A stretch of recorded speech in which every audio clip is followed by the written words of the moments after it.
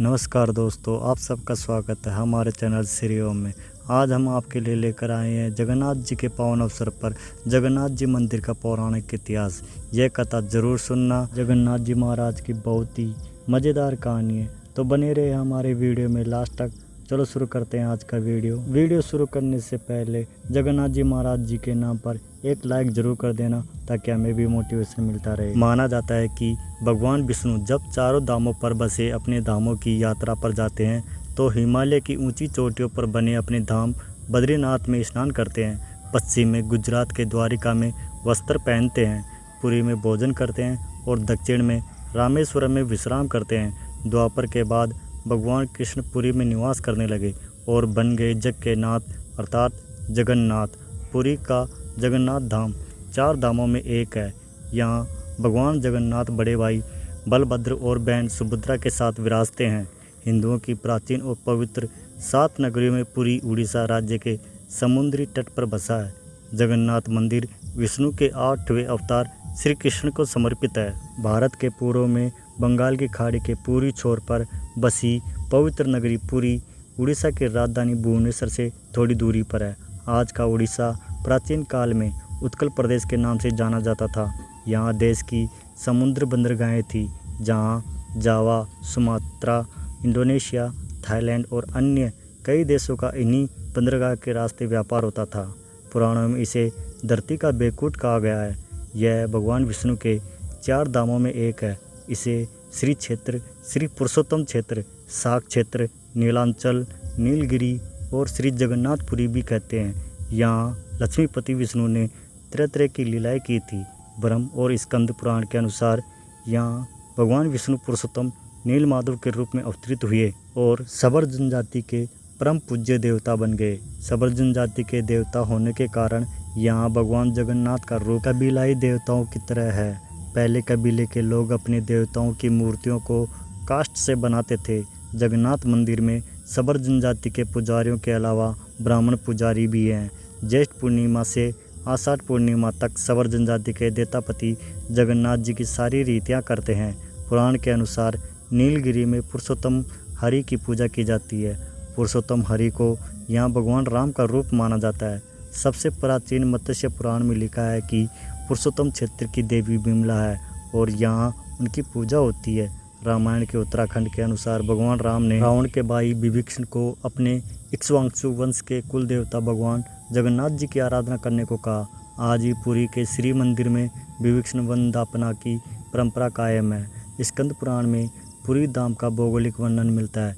स्कंद पुराण के अनुसार पुरी एक दक्षिणवर्ती संघ की तरह है और यह 5 कोस यानी 16 किलोमीटर क्षेत्र में फैला है।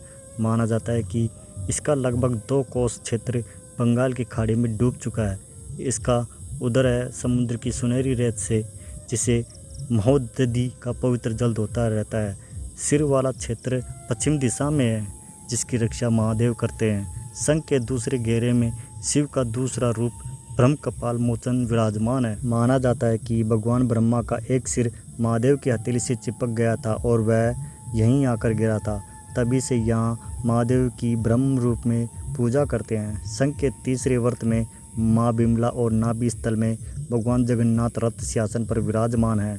मंदिर का इतिहास। इस मंदिर का सबसे पहला प्रमाण महाभारत के वन पर्व में मिलता है। कहा जाता है कि सबसे पहले सबर आदिवासी विश्ववसु ने नीलमाधव के रूप में इनकी पूजा की थी। आज भी पुरी के मंदिरों में कई सेवक हैं, जिन्हें देवतापति के नाम से जाना जाता है।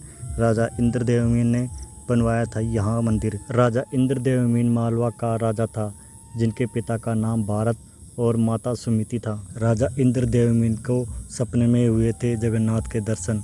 कई ग्रंथों में राजा इंद्रदेवमीन और उनके यज्ञ के बारे में विस्तार से लिखा है। उन्होंने यहाँ कई विशाल यज्ञ किए और एक सरोवर बनवाया।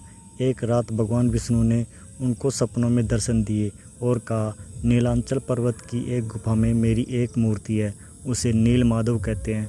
तुम एक मंदिर बनवा कर उसमें मेरी यह मूर्ति स्थापित कर दो। राजा ने अपने सेवकों को नीलांचल पर्वत की खोज में भेजा। उसमें से एक था ब्राह्मण विद्यापति।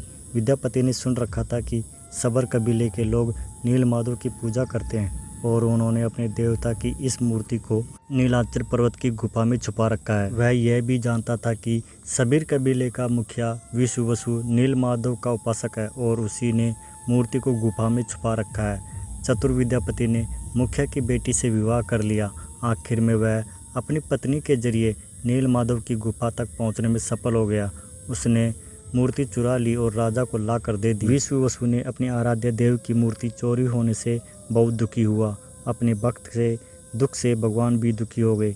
भगवान गुफा में लौट गए, लेकिन साथ ही राजा इंद्रदेव ने उनसे वादा किया कि वो एक दिन उनके पास जरूर लौटेंगे, बशर्ते कि वो एक दिन उनके लिए विशाल मंदिर बनवा दे। राजा ने मंदिर बनवा दिया और भगवान विष्णु से मंदिर में विराजमान होने के लिए कहा। भगवान ने कहा कि तुम मेरी मूर्ति बनाने के लिए समुद्र में तैर रहा पेड़ का बड़ा टुकड़ा उठाकर लाओ, जो द्वारिका से समुद्र में तैरकर पुरी आ रहा है।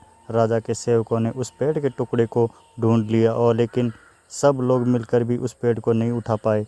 तब राजा को समझ आ गया कि नीलमाधव के अन्य भक्त सबर कबीले के मुखिया विश्ववसु की ही सहायता लेनी पड़ेगी। सब उस वक्त हैरान रह गए जब विश्ववसु भारी भरकम लकड़ी को उठाकर मंदिर तक ले आए।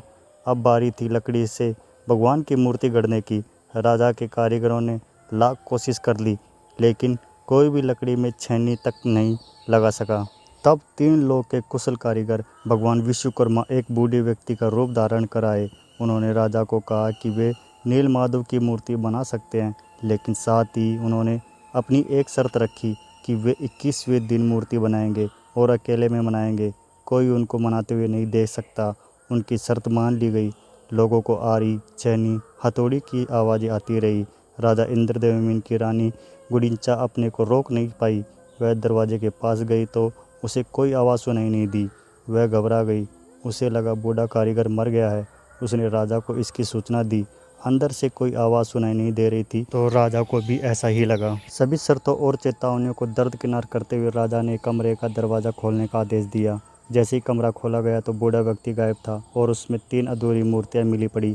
भगवान नीलमाधव और उनके छोटे भाई के छोटे छोटे हाथ बने थे, लेकिन उनकी टांगें नहीं, जबकि सुभद्रा के हाथ पांव बनाए ही नहीं गए थे। राजा ने इसे भगवान की इच्छा मानकर इन्हीं अधूरी मूर्तियों को स्थापित कर दिया। तब से लेकर आज तक तीनों भाई बहन इसी रूप में विद्वान हैं। वर्तमान में जो मंदिर है वह 7वीं सदी में बनाया था। हालांकि इस मंदिर का निर्माण ईसा पूर्व 2 में भी हुआ था। यहाँ स्थित मंदिर 3 बार टूट चुका है। 1174 ईस्वी में ओडिशा शासक अनंग भीमदेव ने इसका जीर्णोद्धार करवाया था। मुख्य मंदिर के आसपास लगभग 30 छोटे बड़े मंदिर स्थापित हैं। बोलो जगन्नाथ भगवान की जय। हमारा ये वीडियो आपको कैसा लगा कमेंट्स करके ज़रूर बताना। अच्छा लगे तो लाइक करना, अपने दोस्तों के साथ ज़रूर शेयर करना। ऐसी और कथा सुनने के लिए हमारे चैनल को सब्सक्राइब करना। धन्यवाद।